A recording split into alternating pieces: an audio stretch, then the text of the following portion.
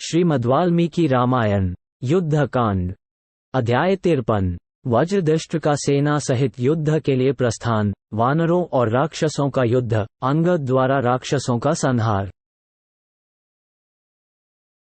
धूम्राक्ष के मारे जाने का समाचार सुनकर राक्षस राज रावण को महान क्रोध हुआ। वो फुफकारते हुए सर्प के समान जोर जोर से सांस लेने लगा।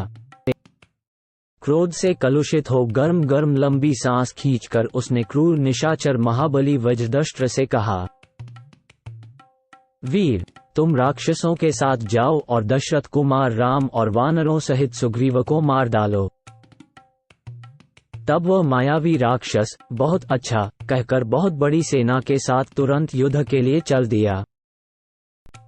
वह हाथी, घोड़े, गधे और ऊंट आदि सवारियों से युक्त था, चित्त को पुनर्तः एकाग्र किए हुए था और पताका, ध्वजा आदि से विचित्र शोभा पाने वाले बहुत से सेनाध्यक्ष उसकी शोभा बढ़ाते थे। विचित्र भुजबंद और मुकुट से विभूषित हो कवच धारण करके हाथ में धनुष लिए वह शीघ्र ही निकला। ध्वजा पताकाओं से अलंकृत, दीप्तिमान तथा सोने के साज बाज से सुसज्जित रथ की परिक्रमा करके सेनापति वज्रदष्ट उस पर आरूढ़ हुआ।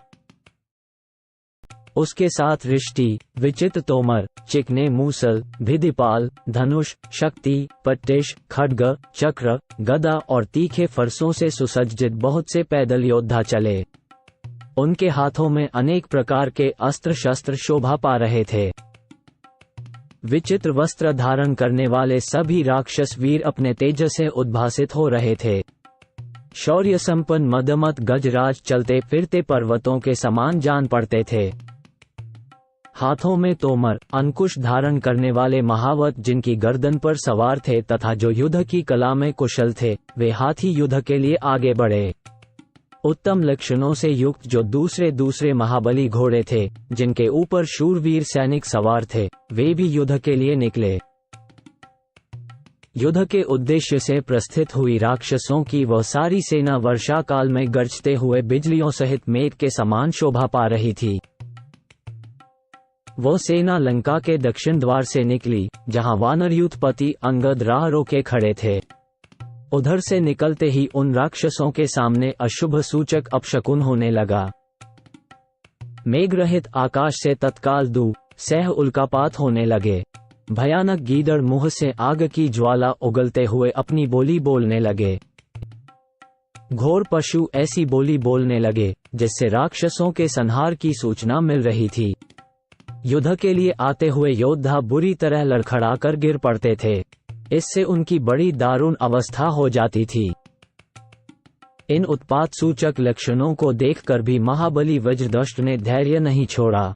वह तेजस्वी वीर युद्ध के लिए उत्सुक होकर निकला। तीव्र गति से आते हुए उन राक्षसों को देखकर विजयलक्ष्मी से सुशोभित होने वाले वानर बड़े जोर जोर से गर्जना करने लगे। उन्होंने अपने सिंहनाद से संपूर्ण दिशाओं को गुंजा दिया।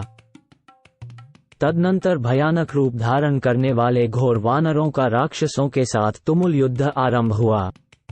दोनों दलों के योद्धा एक दूसरे का वध करना चाहते थे।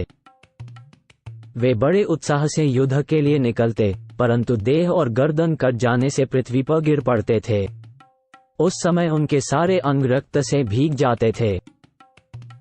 युद्ध से कभी पीछे न हटने वाले और परीघ जैसी बाहों वाले कितने ही शूरवीर एक दूसरे के निकट पहुंचकर परस्पर नाना प्रकार के अस्त्र शस्त्रों का प्रहार करते थे। उस युद्ध स्थल में प्रयुक्त होने वाले वृक्षों, शिलाओं और शस्त्रों का महान एवं घोर शब्द जब कानों में पड़ता था, तब वह हृदय को विदीर्ण सा कर देता था। वहां रथ के पहियों की घरघराहट, धनुष की भयानक टंकार तथा शंख, भेरी और मृदंगों का शब्द एक में मिलकर बड़ा भयंकर प्रतीत होता था। कुछ योद्धा अपने हथियार फेंककर बाहुयुद्ध करने लगते थे। थप्पड़ों, लातों, मुक्कों, वृक्षों और घुटनों की मार खाकर कितने ही राक्षसों के शरीर चूर चूर हो गए थे। रणधूर्मद वानरों ने शिलाओं से मार मार कर कितने ही राक्षसों का चूरा बना दिया था। उस समय वज्रदष्ट अपने बाणों की मार से वानरों को अत्यंत भयभीत करता हुआ तीनों लोकों के संहार के लिए उठे हुए पाशधारी यमराज के समान रणभूमि में विचरने लगा। साथ ही क्रोध से भरे तथा नाना प्रकार के अस्त्र शस्त्र लिए अन्य अस्त्रव्यता बलवान राक्षस भी वानर सेनाओं का रणभूमि में संहार करने लगे। किंतु प्रलय काल में संवर्तक अग्नि जैसे प्राणियों का संहार करती है, उसी तरह वालिपुत्र अंगद और भी निर्भय हो दूने क्रोध से भरकर उन सब राक्षसों का वध करने लगे। उनकी आंखें क्रोध से लाल हो रही थी। वे इंद्र के तुल्य पराक्रमी थे।